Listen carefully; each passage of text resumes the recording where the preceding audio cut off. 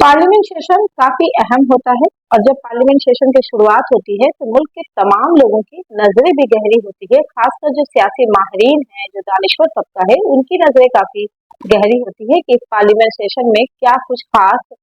निकल कर सामने आता है और हमारे पार्लियामेंटेरियन किन किन मुद्दों को, मुल्क के किन किन मुद्दों को पार्लियामेंट में उठाते हैं। इस बार भी पार्लियामेंट सेशन में कई ऐसी बातें मुख्तलिफ एमपीज के जरिए देखने और सुनने को मिली। लेकिन जो सबसे हैरान कुन मामला था वो बीजेपी की जानिब से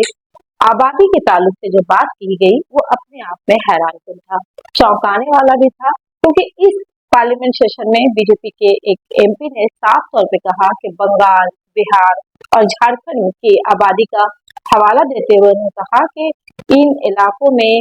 दरअंदाजी बढ़ रही है। जिस तरह से उन्होंने झारखंड के हवाले से कहा कि कबायलियों की आबादी जो है वो घट रही है, दरअंदाजी बढ़ रही है, तो ऐसे में इन इलाकों को, खासकर बंगाल के जो मुर्शिदाबाद, मालदा का इलाका है, बिहार का, झारखंड, बिहार के इलाके हैं, पूर्णिया, किशनगंज और झारखंड के कुछ इलाके हैं, इन्हें सेंट्रल गवर्नमेंट के मातहत लाया जाए। तो इस तरह की बातें चौंकाने वाली है और हैरान करने वाली है कि आखिर किन मुद्दों को, किन मामलों को सामने रखकर हमारे पार्लियामेंटेरियन इस तरह की बातें करते हैं, इस तरह के सुझाव देते हैं। अब देखना ये होगा कि आने वाले दिनों में इन बातों को क्या कुछ सियासी रंग निकलकर सामने आता है। लेकिन हम इस पूरे मुद्दे पर विस्तार से मालूमात हासिल करेंगे, एक तफसीली मालूमात हासिल करेंगे हमारे साथ है सीनियर सहाफी नूरुल्लाह जावेद से, और जानने की कोशिश करेंगे कि आखिर इस तरह की बातों का मतलब क्या होता है और इसके असरात क्या होते हैं।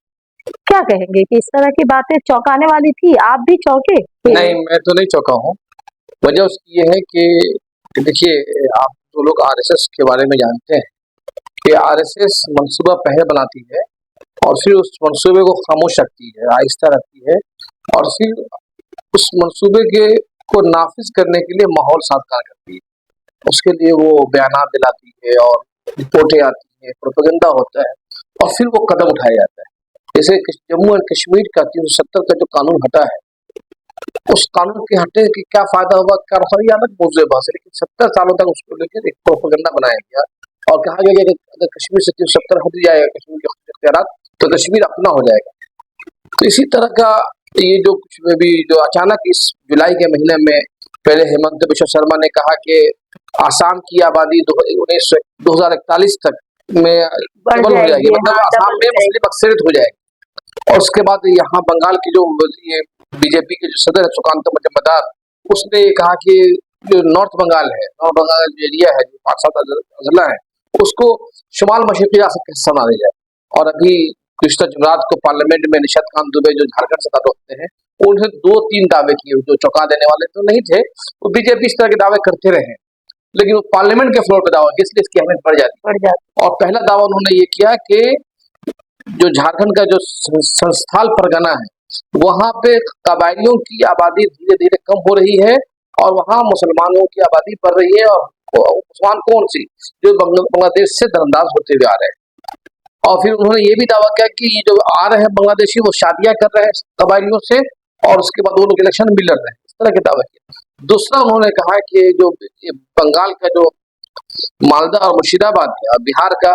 किशनगंज, कटिहार और अररिया है, पूर्णिया का इलाका है, ये जो सीमांचल का जो 3 डिस्ट्रिक्ट है जिसमें मुसलमानों की आबादी 67%, एक जगह 42%, एक जगह 44% आबादी है, इन 5 जिलों को एक अलग मरकज के ज़ेरे इंतजाम लाया जाए। और लाकर इसलिए लाया जाए कि ये इलाके में किसी मुसलमानों की आबादी बढ़ नहीं रही है, बल्कि बांग्लादेशी दरअंदाज आ रहे हैं, बांग्लादेशी दरअंदाज आ रहे हैं और उसकी वजह से इसको कब्जा में सेंट्रल गवर्नमेंट अपने माथे में लेकर फोर्सेस को वहाँ तैनात किया जाए और एनआरसी लाया जाए। अब देखना यह है कि ये क्या, ये इस बयान का मकसद क्या है, इसके लिए हिकमत अमली क्या है। तो हमें तारीख के बहुत पीछे जाना पड़ेगा कि बीजेपी जो हिंदुत्व के जो लोग हैं, हिंदुत्व वाले लोग हैं, क्या सोचते हैं मुस्लिम आबादी के तय। देखिए, आमतौर पे कहा जाता है कि 1930 में सबसे पहली मर्तबा अल्लामा इकबाल ने इलाहाबाद में ये तस्वीर पाकिस्तान पेश किया, उसके बाद पाकिस्तान की तकलीफ हुई। लेकिन आप देखेंगे 1924-26 में लाला लाजपत राय जो मुजाहिद आज़ादी है और उनके अपना एक शख्सियत है, उनकी शख्सियत के हर पहलू से इख्तिलाफ नहीं करते हैं, लेकिन उन्होंने 1926 में लाहौर के अखबार में ट्रिब्यून में इंटरव्यू देते हुए कहा कि हमें बस भारत के मतलब जो भारत जिसमें बांग्लादेश और शामिल थे उसके साथ तो मुसलमानों से खतरा नहीं है, बल्कि अगर ये मजहब के बाद तकसीम नहीं हुआ तो कल हो के अफगानिस्तान और सेंट्रल एशिया के लोगों से हमें डर है कि वो इंडिया के साथ मदद से पूरे इंडिया का कब्जा करें। तो ये जो खौफ है हिंदू तंजीमों में, ये खौफ अब तक है कि अगर सरहदी जो इंडिया के जो सरहदी इलाके हैं, इंडिया के सरहदी इलाके हैं, ये सरहदी इलाके के में अगर जो बांग्लादेश से सटे हुए इलाके हैं या पाकिस्तान से मुल्का इलाके हैं, उस इलाके को अगर सख्ती नहीं की जाएगी तो वो हमारे साथ काबिज हो सकते हैं। इनके साथ ये यहाँ के मुसलमान जो इनकी निगाह में हिंदुस्तानी मुसलमान गद्दार है और वो गद्दारी के साथ मिलकर ये जो खौफ है, अंदर का जो खौफ है, उस खौफ को सही साबित करने के लिए मुसलसल 70 सालों से झूठ बोल रहे हैं। पहला झूठ ये बोल रहे हैं कि मुसलमान तेजी से बच्चे पैदा कर रहे हैं, इन्फर्टिलिटी रेट बहुत ज्यादा है। दूसरा झूठ ये है कि बांग्लादेश से दरअंदाज आ रहे हैं। तो दो तीन चीजें हैं, और एक तीसरी चीज ये भी इसी वजह से ये आरएसएस के बहुत जानकार लोग बताते हैं कि आरएसएस का एक मंसूबा है कि जो बंगाल के दो तीन डिस्ट्रिक्ट जो मुस्लिम अक्सरती हैं, मालदा, मुर्शिदाबाद, नॉर्थ दिनाजपुर और कुछ बिहार जहाँ 24% मुस्लिम आबादी, वो और बिहार की ये तीन अजला को मिलाकर, और आसाम का जो बारपेटा जो लोअर आसाम का जो एरिया जो बंगाल उसको मिलाकर एक अलग स्टेट बना दे जाए, और अलग स्टेट बना देने से इससे और उसको हम मरकज के इलाके मिला के मरकजी फोर्स को जैसे कश्मीर में है वो हालात पैदा कर दिए। अब आप पूछेंगे कि भाई ये मुमकिन है क्या असेंबली को नजरअंदाज करके?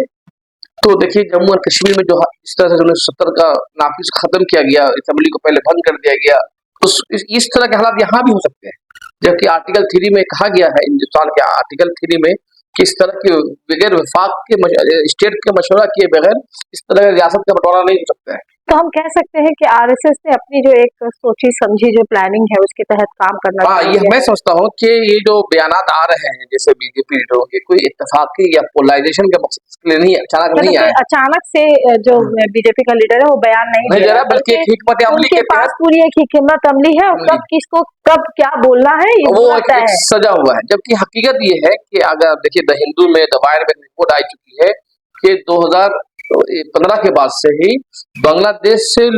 से लोग आने वालों की तादाद घटी है, बट इंडिया छोड़ के इंडिया से बांग्लादेश जाने वालों की आबादी ज्यादा बढ़ी है। ऐसे में अगर ममता बनर्जी कहती है कि हम बांग्लादेश के वो परेशान हाल लोगों की हम मदद करेंगे अगर वो आना चाहे, तो वो भी एक तरह से मतलब देखिए ममता बनर्जी ने जो कुछ कहा मेरे ख्याल से उसको इस पस मंजर में नहीं जोड़ना चाहिए। अव्वल तो ये मतलब वो एक तरह से हम कहें कि इस तरह की बयानबाजी के लिए एक रास्ता नहीं, वो ममता बनर्जी शायद के कहना कुछ और चाह रही थी। वो ये कहना ही चाह रही थी कि जब बांग्लादेश में जो इंडियन स्टूडेंट है जो 5-10 हजार के करीब फंसे हुए थे, उन स्टूडेंट की बात करना चाह रहे थे। तो क्या इस तरह के बयानात से मौका मिलता है? उसको ममता में मौका मिला है, लेकिन ये जो बयान आ रहे हैं जो ग्रेटर ये जो इलाका बनाने की जो कोशिश है, दरअसल उससे ममता बनर्जी का लेना देना नहीं। इसके असरात क्या होंगे? देखिए इसके असरात दो चीजें होंगी। पहली बात तो ये है कि हमें देखना होगा कि बीजेपी जो दावा कर रही है, मैं मिसाल दे रहा हूँ, आदिवासी क्या वाकईतन आदिवासी की बात कर रही है? तो अगर आप वहां के जो सर्वे रिपोर्ट देखेंगे तो बात सच है कि 1951 से ही आबादी घट रही है कबायली, लेकिन ये आबादी मुसलमानों की वजह से नहीं घटी, क्योंकि 2011 में जो 2001 की जो सर्वे मरदमशुमारी में मुसलमानों की आबादी वहां पे 13.8 था, 2011 का जो मरदमशुमारी हुई जिसमें वो 14 पॉइंट, सिर्फ 2-3 पॉइंट का इजाफा हो, 0.2 पॉइंट का इजाफा। इसका मतलब ये है कि मुसलमानों की आबादी वहां नहीं बढ़ रही। और सवाल है कि आप कबायली क्यों बढ़ रहे हैं, घट क्यों रहे हैं? तो वहां पे जो झारखंड का जो एरिया है, संस्थान पर जरा जो कोयला कांड का एरिया है, वहां पर जमीनें धीरे धीरे सरकार की जो माफिया है, ये जो कारपोरेट कंपनी है, गुंडे हैं, नेता हैं, ये कब्जा कर रहे हैं। ये लोग जमीन छोड़कर दूसरी रियासतों में मुंतकिल हो रहे हैं। इस हकीकत को छुपाकर नया झूठ गढ़ा जा रहा है। आप देखिएगा मालदा, मुर्शिदाबाद या नदिया, साउथ जो मुस्लिम बहुल इलाके हैं, यहाँ पर जो फर्टिलिटी रेट है, तो जो मुसलमान जो यहाँ पे बंगाल में नॉर्मली बंगाल में मुल्क की दूसरी रियासतों के मुकाबले में यहाँ सबसे ज्यादा आबादी घटी, मतलब बच्चे पैदा होने की शरह में कमी आई, सबसे ज्यादा कमी आई। बिलखुसूस मालदा मुर्शिदाबाद में सबसे ज्यादा कमी आई, और लेकिन ये कमी सिर्फ मुसलमानों में नहीं आई है, ये कमी जनरल जो है अगर आप हिंदू में भी आई है, और बंगाल के पुरुलिया जैसा इलाका वहां भी कमी आई है, और नदिया में इजाफा हुआ है, तो ये हिंदू में भी इजाफा हुआ है। और सिकन ये है कि जो सर्वे रिपोर्ट हुआ था 2011 में, उसमें जो 20 लाख लोगों ने कहा कि हम हम बांग्लादेश में पैदा हुए थे और अभी इंडियन है, उनमें से 99% वो मतुआ या ये वो लोग थे, मुसलमान नहीं थे। तो अगर दरअंदाजी होती तो मालदा मुर्शिदाबाद की आबादी इजाफा होना चाहिए था, नदिया की आबादी इजाफा होना चाहिए था, 124 की आबादी इजाफा होने, लेकिन आबादी में इजाफा नहीं हुआ है क्योंकि ये सरहदी इलाके। हाँ सर, जैसे आप देखिएगा कि एक सर्वे रिपोर्ट में बताया गया है कि माने हमल जो दवा है सबसे ज्यादा मुसलमान यूज कर रहे हैं इस वक्त। तो एक तरह से मतलब मुसलमानों में भी अब ये है कि हमें हमारी आबादी कम होनी चाहिए और हमें 2 बच्चे चाहिए, हम ज्यादा आला तालिब। कलकत्ता में सबसे कम मुसलमानों की में पैदाइश की शरह है, जबकि यहाँ पे 25% मुस्लिम आबादी है। लेकिन कह सकते हैं कि एक सियासी मुद्दा शुरू हुआ।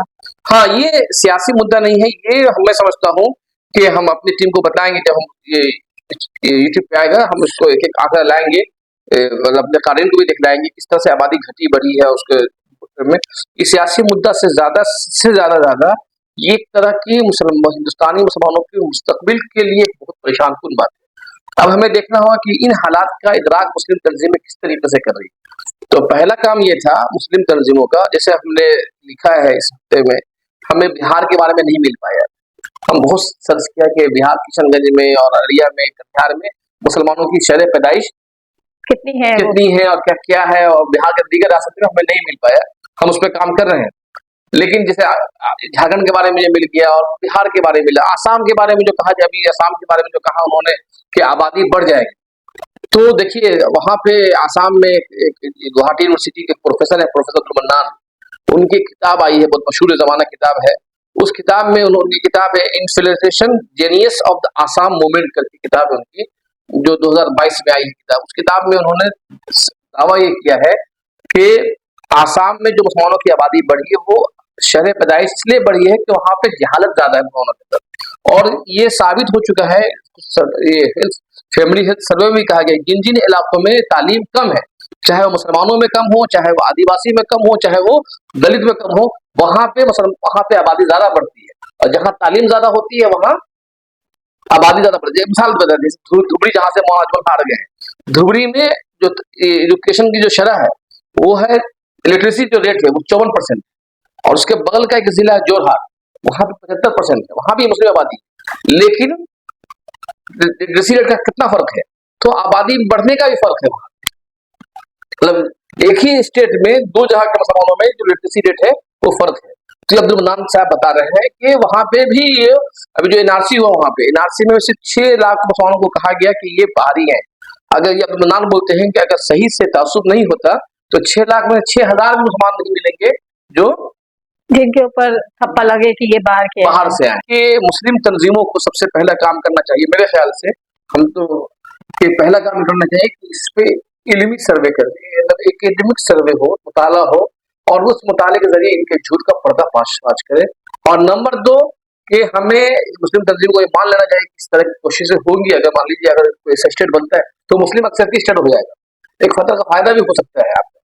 लेकिन उसके बाद जो मरकजी फोर्सेस की मौजूदगी हो जाएगी, अफसफा कानून लग जाएगा, तो क्या क्या नुकसान हो सकते हैं उसका मुताला करने की जरूरत, उसके तनाजुर में हमें हिकमत अमली बनाने की जरूरत है। बहुत बहुत शुक्रिया हमारे साथ बातचीत करने के लिए। तो ये थे नूरुल्लाह जावेद, जिन्होंने साफ तौर पे कहा कि जिस तरह से आबादी बढ़ने का जो बहाना बनाकर, ये जिस तरह से एक सर्वे रिपोर्ट को सामने लाकर वो भी एक जामे तरीके से जो है वो उसको सामने नहीं लाया जाता, और इससे ये कहा जाता है कि ये दरअंदाजी बढ़ रही है। बहरहाल एक नया मुद्दा, एक नया मामला पार्लियामेंट में सुनने को तो मिला है। अब देखना ये होगा कि आने वाले दिनों में इस पर सियासी हिकमत अमली किस तरह से तेज होती है, और जो समाजी तंजीमें हैं वो इस मुद्दे को लेकर किस तरह आगे जाती है।